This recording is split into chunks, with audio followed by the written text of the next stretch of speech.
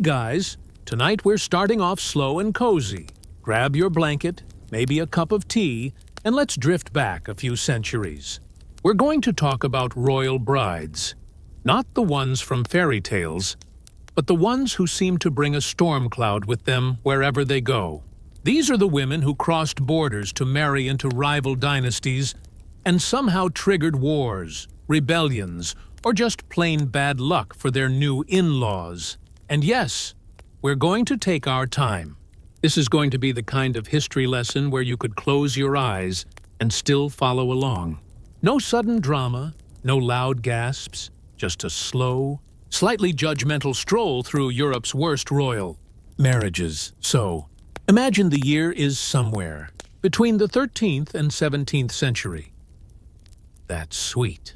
Spot when kings were busy marrying their cousins for diplomacy, and everyone was one bad harvest away from revolt.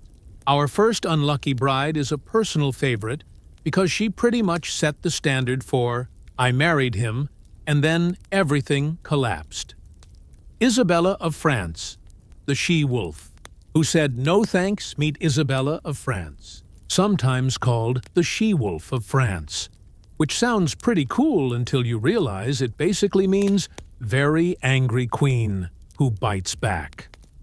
Isabella was the daughter of King Philip IV of France, who was known as Philip the Fair, not because he was a nice guy, but because he was apparently good-looking. He also spent most of his reign bankrupting the Knights Templar and fighting with the Pope, so you know, real family man energy. Little Isabella was married off to Edward II of England when she was about 12. Edward was a bit of a situation. He loved farming, hanging out with his male favorites and ignoring his actual wife. The marriage was a political move meant to keep peace between England and France. But peace lasted about 5 minutes. Edward had a habit of elevating his close friends, most famously Piers Gaveston, to positions of power, showering them with gifts, and generally acting like a teenage boy showing off his best friend to everyone. The English nobles hated this, and Isabella was not thrilled either. She was technically supposed to produce heirs, which she did, shout out to Edward III, but beyond that, she was sidelined in favor of Gaveston, and later Hugh Despenser the Younger. Eventually, Isabella decided she'd had enough. She went to France, gathered some allies, and staged what was basically a hostile takeover of the English crown. She and her lover Roger Mortimer invaded England, captured Edward, and forced him to abdicate in favor of his son. Edward was later, let's say, mysteriously killed while in custody. So yes, Isabella was blamed for wrecking England's monarchy for a hot second. Though honestly, Edward wasn't doing great on his own. She ruled as regent for a few years until her son Edward III grew up and decided to take power back, executing Mortimer and sending Isabella off to live in semi-retirement. If you were an English court gossip in the 14th century, you might say Isabella's marriage cursed the Plantagenet dynasty. She brought war with France, rebellion, regicide, and a nice splash of scandal. But on the bright side, she gave us Edward III, who went on to start the 100 Years' War, so really, the curse just kept going. Margaret of Anjou, the queen who wouldn't sit still. Let's float over a century and meet Margaret of Anjou. If Isabella was a political hurricane, Margaret was a full-on weather system that parked itself over England and refused to move. Margaret was married to King Henry VI of England in the 1440s, right in the middle of England's least fun family feud, the Wars of the Roses. Henry VI was sweet, gentle, and devout, which is a polite way of saying he wasn't exactly cut out for being a medieval king. He suffered from bouts of mental illness that left him catatonic for months at a time. While Henry was out of commission, Margaret basically ran the country. And by ran, I mean she fought tooth and nail to keep her husband on the throne, while the rival Yorkist family tried to kick him off. She even led troops into battle, which, for a queen in the 15th century, was pretty metal. Unfortunately for Margaret, every victory was temporary. Henry lost the crown, then got it back, then lost it again. Their only son, Edward of Westminster, was killed in battle at age 17, and Henry himself was likely murdered in the Tower of London soon after. Margaret was captured, ransomed, and sent back to France, where she lived out her last years in relative poverty. So, if you're keeping track, Margaret's marriage to Henry brought civil war, dynastic collapse, and the eventual rise of the Tudor dynasty. She's remembered as one of the most formidable queens of England, but at the time she was blamed for all the bloodshed. Because obviously, it's easier to blame the foreign wife than the civil war brewing for decades. Anne of Cleves. The Queen. Who dodged a bullet now, let's slow down for a softer curse. Anne of Cleves. Technically, her marriage didn't bring bloodshed, but it did bring one of the most awkward political moments in Tudor history. Anne was chosen to marry Henry VIII after wife number 3. Jane Seymour died giving birth to Edward VI. Henry saw a flattering portrait of Anne painted by Hans Holbein and said, "Yes, that one." Unfortunately, when Anne arrived in England, Henry reportedly thought she looked nothing like her portrait. Classic 16th century catfish situation. The marriage lasted about 6 months before it was annulled. Anne agreed to the annulment, probably relieved to avoid becoming wife number 4, 5, or 6, all of whom had slightly more terminal endings. She was given a generous settlement, several houses, and the title of King's beloved sister. She lived a very comfortable life and outlived all of Henry's other wives. Anne's curse was more of a blessing in disguise, but politically it was a mess. Henry's failed marriage alliance with Cleves made England look a little silly, strained relations with Germany, and sent Thomas Cromwell, the man who arranged the marriage, straight to the chopping block. So yes, Anne technically cursed someone, just not herself. She cursed Cromwell's career right out of existence. Joanna of Castile, the mad queen now for a bride who was cursed from birth. Or at least that's how it felt. Joanna of Castile, better known as Joanna the Mad. Joanna was the daughter of Ferdinand and Isabella. Yes, the same Isabella who sponsored Columbus. She was married off to Philip the Handsome of Burgundy. Philip was, well, handsome, but also unfaithful, and not great at husbanding. Joanna reportedly adored him, maybe a little too much, and became jealous whenever he strayed, which was often. When her mother and older siblings died, Joanna unexpectedly became Queen of Castile. But by then, Philip had also died suddenly. Some sources say from typhoid, others whisper poison.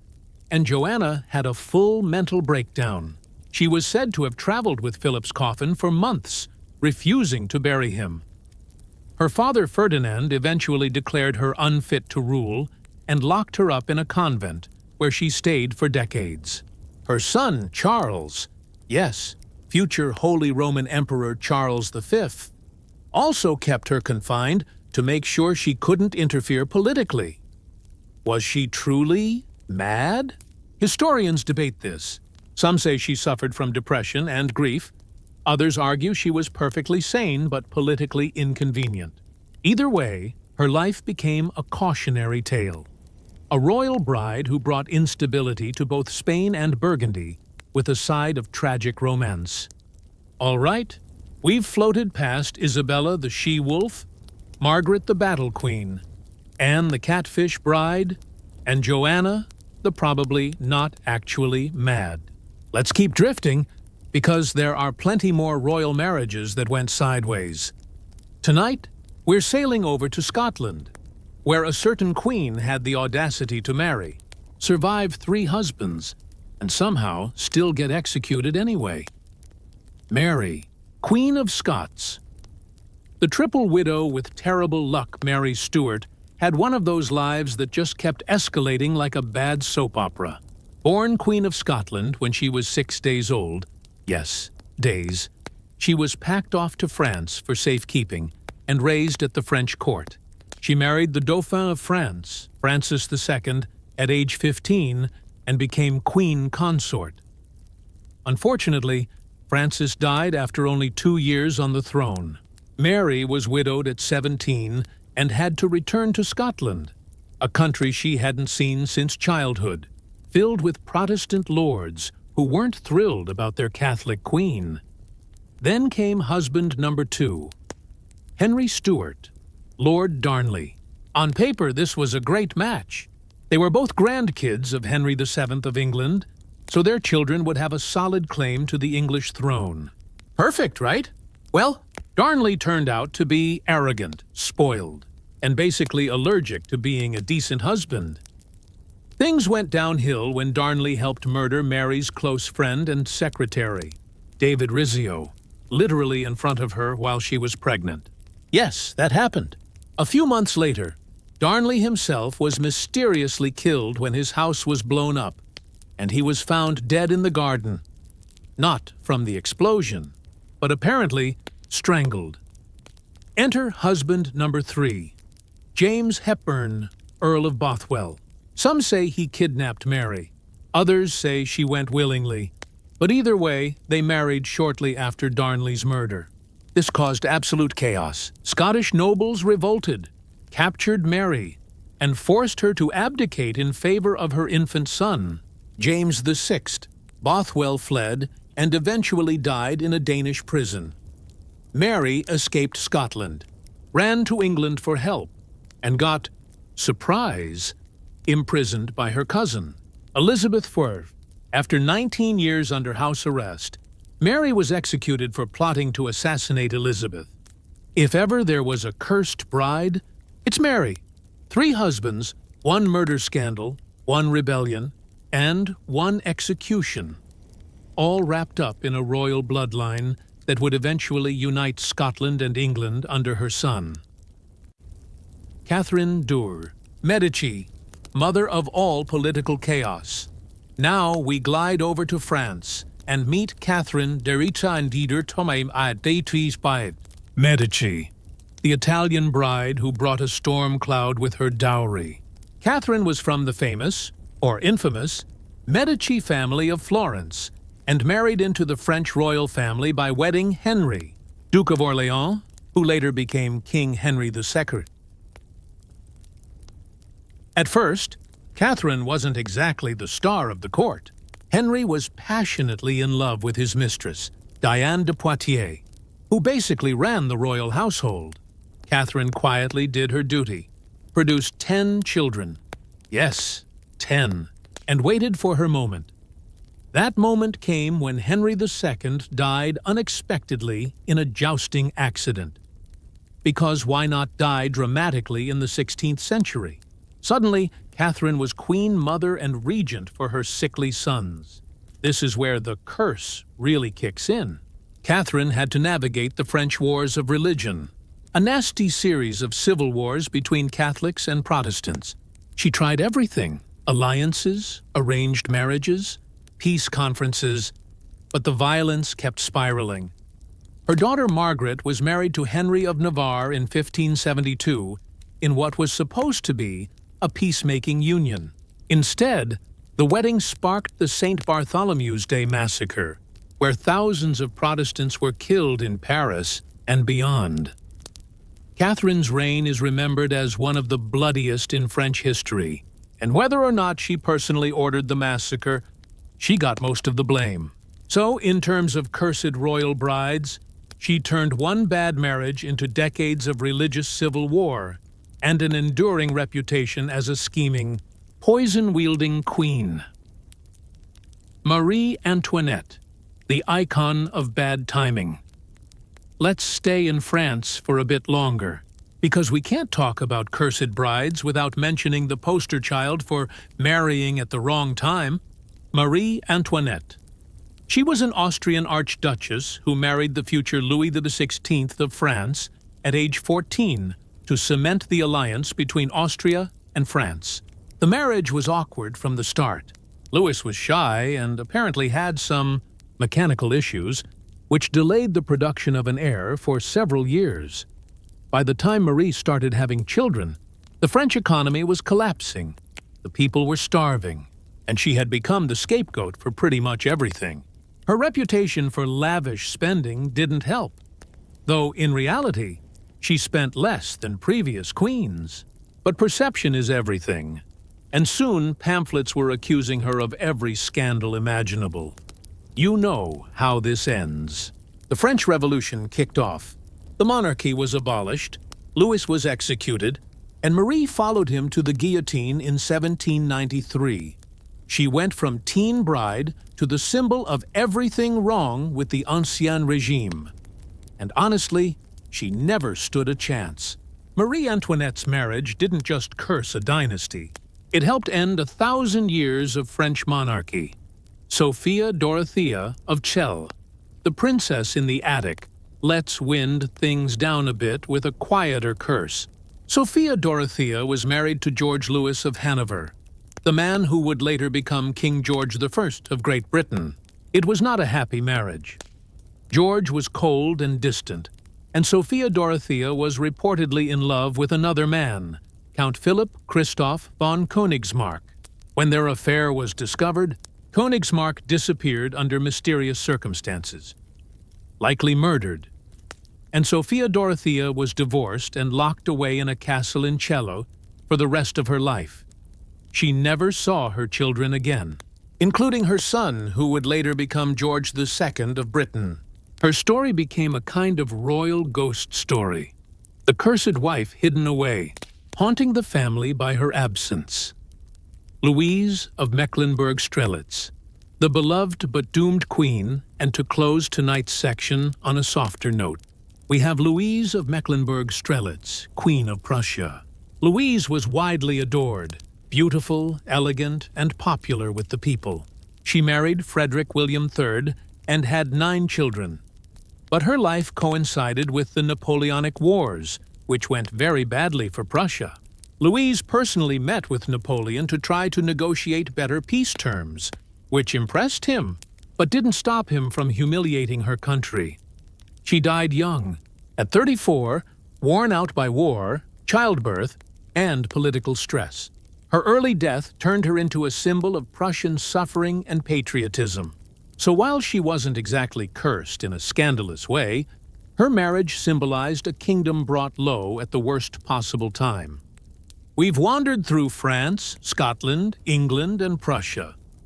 Now let's head east, because Europe didn't exactly have a monopoly on tragic royal marriages. Russia, in particular, seemed to turn cursed bride into a full-time job description. Sophia Paleologina, the Byzantine bride who brought an empire's ghost. Let's start with Sophia Paleologina, a princess from the last ruling dynasty of the Byzantine Empire. After Constantinople fell to the Ottomans in 1453, Sophia was basically an imperial orphan. She was married off to Ivan III of Moscow, also known as Ivan the Great. This marriage was a political power move. It gave Moscow some serious prestige as the Third Rome, the new heir to Byzantine greatness. But here's the curse part. Marrying Sophia also meant inheriting Byzantine court politics. Ivan started centralizing power, adopting Byzantine ceremonial, and looking at himself as the next Roman emperor, which definitely ruffled feathers in a still fragile Muscovite state. Sophia reportedly got involved in palace intrigue, including plots against Ivan's chosen heir.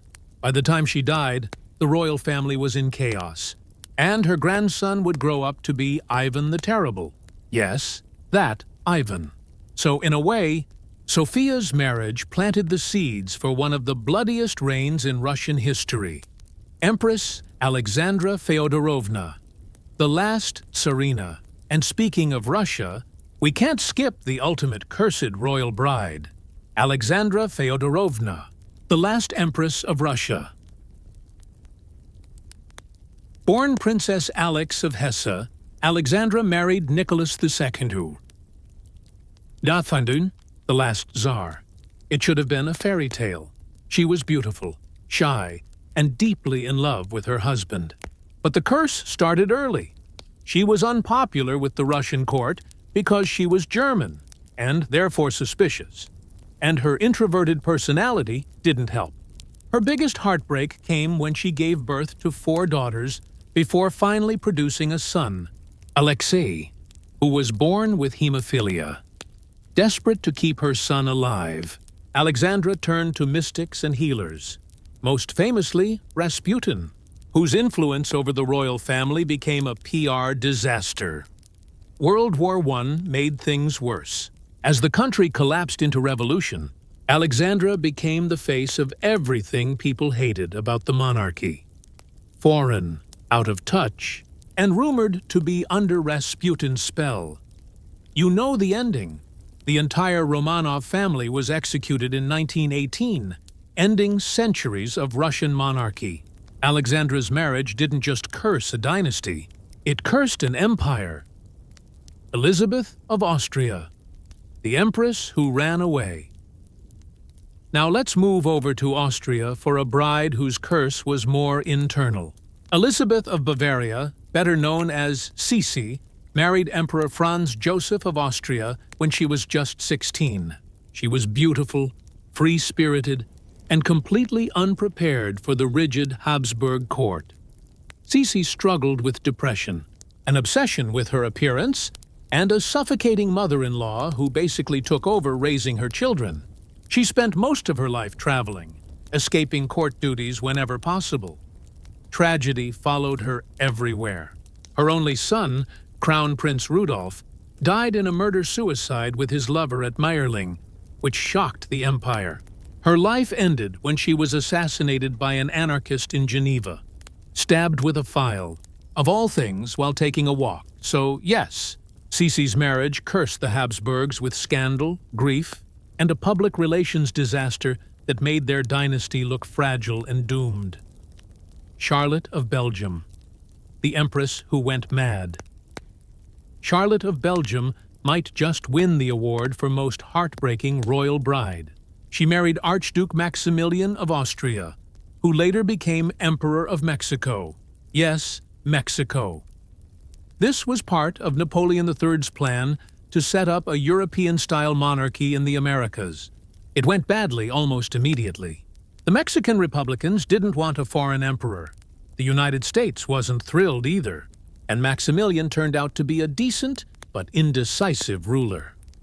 Charlotte loved Mexico and fought hard to keep the throne, even traveling back to Europe to plead for help.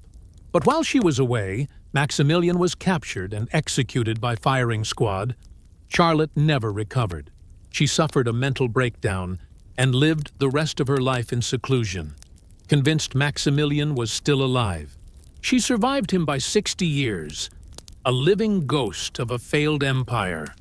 Mughal Princess Jahanara Begum, the bride who never married. Let's take a quick detour to Mughal India, where a different kind of curse played out. Jahanara Begum was the favorite daughter of Emperor Shah Jahan. Yes, the guy who built the Taj Mahal. She never married. Mughal princesses often didn't, because marriages could be politically risky.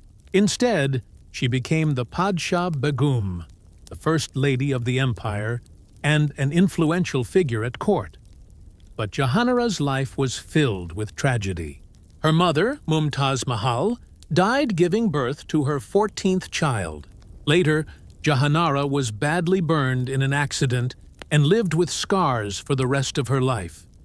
Her greatest heartbreak came during the War of Succession between her brothers Dara Shikoh and Aurangzeb. Dara, her favorite, was executed by Aurangzeb, who then imprisoned their father. Jahanara chose to stay with her father in captivity until his death. In a way, Jahanara carried a curse not through marriage, but through never being allowed to marry at all, tied forever to the rise and fall of her family's fortunes.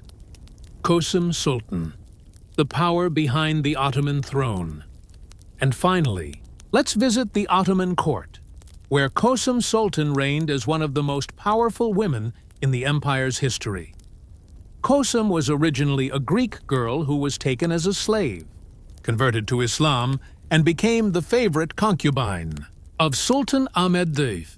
She rose to power as Valide Sultan, Queen Mother, and basically ran the empire during the reigns of her sons Murad IV and Ibrahim IV, but her family was, and I say this gently, a complete mess. Murad IV was a violent despot who banned coffee and tobacco and personally executed people for breaking the rules.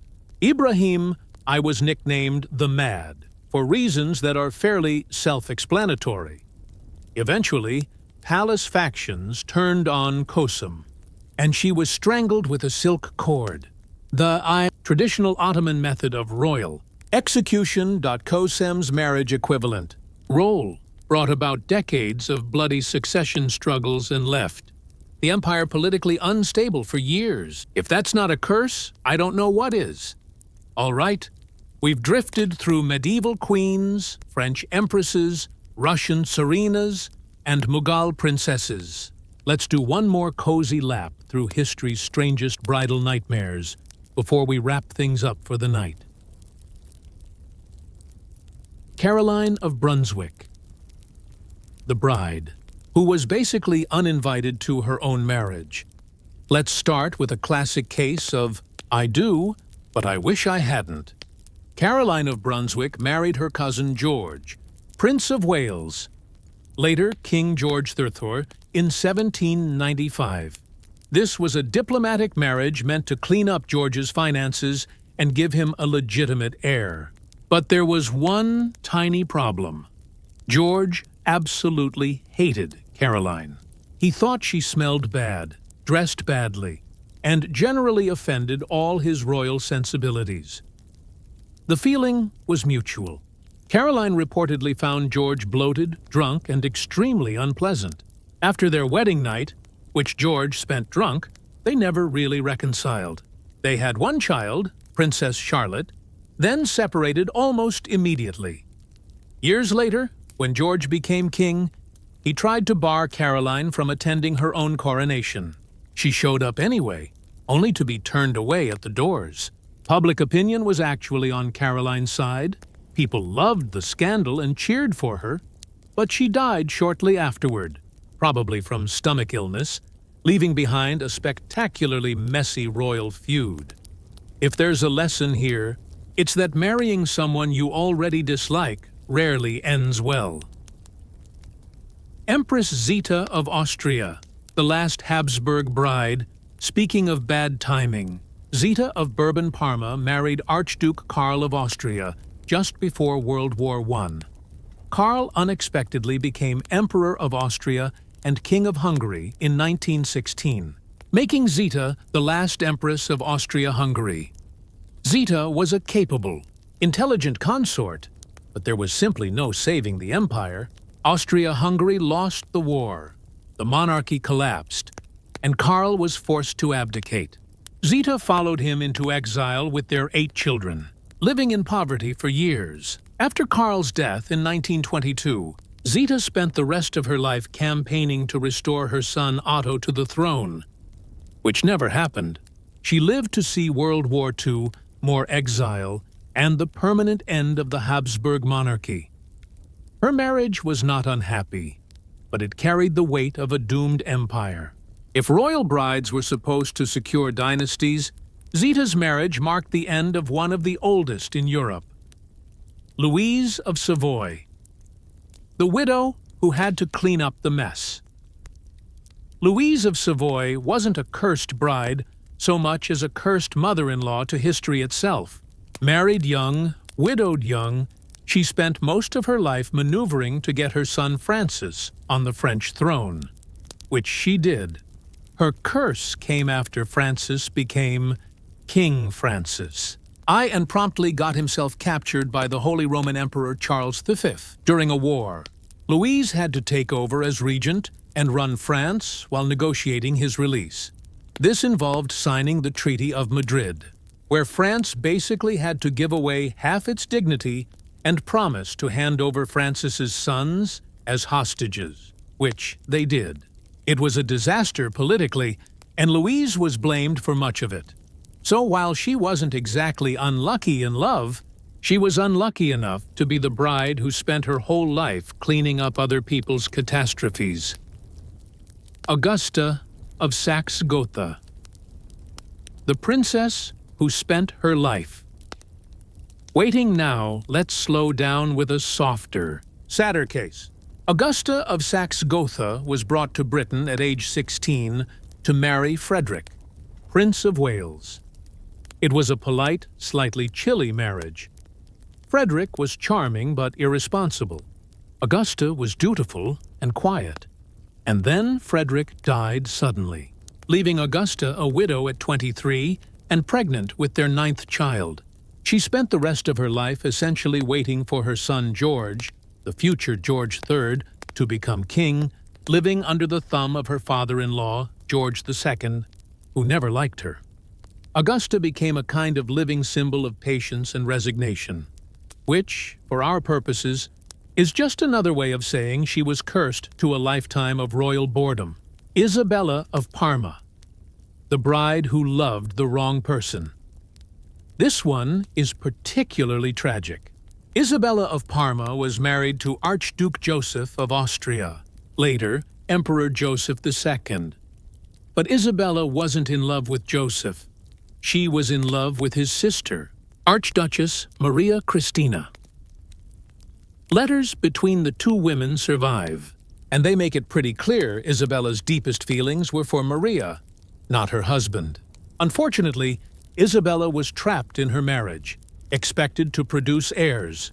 She died young of smallpox, just 21 years old, after giving birth to 2 daughters, one of whom also died in infancy. Joseph was devastated, though probably not as much as Maria Christina, who lost the love of her life. So Isabella's marriage didn't just curse her, it cursed 3 people, locking them in a triangle of duty, longing, and grief. Elizabeth Christine of Brunswick-Wolfenbüttel, the wife Frederick the Great, ignored if you thought George the Meichenfourth was bad at marriage. Meet Frederick the Great of Prussia. His parents forced him to marry Elizabeth Christine of Brunswick when he would have preferred, well, not to marry at all. Frederick reportedly avoided Elizabeth as much as possible. They lived in separate residences for most of their lives, and he never visited her except for formal occasions. Elizabeth remained loyal, though, and even during wars and crises, she tried to maintain her role as queen. She outlived Frederick by 10 years, spending her last years in near solitude.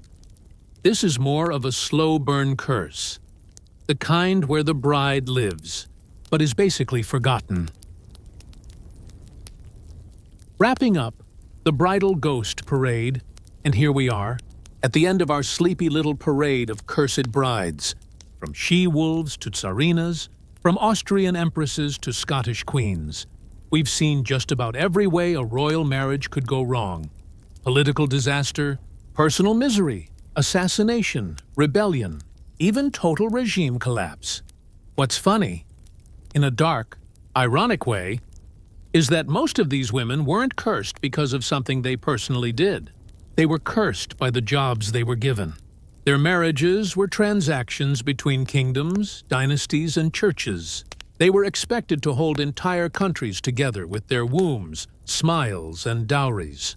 And when things went wrong, as they often did, everyone blamed them. So tonight, as you settle into sleep, imagine these women not as queens on pedestals, but as very tired people who just wanted a normal life, but ended up steering the fate of nations. Some fought back, some gave up, some made history in ways they never asked for.